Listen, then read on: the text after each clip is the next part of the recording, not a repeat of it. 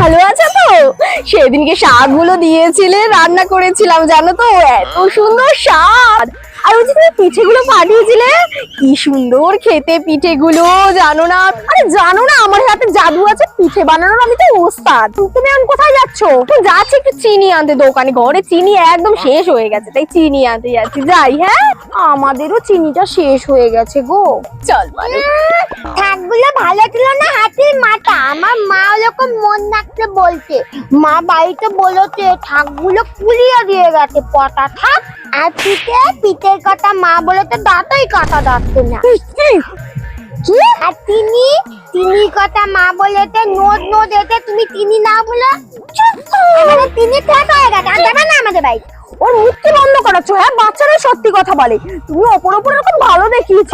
দিদি, ওকে আমি বাড়িতে নিয়ে গিয়ে বুঝিয়ে দিচ্ছি যে বড়দের সাথে এরকম করে কথা বলতে নেই।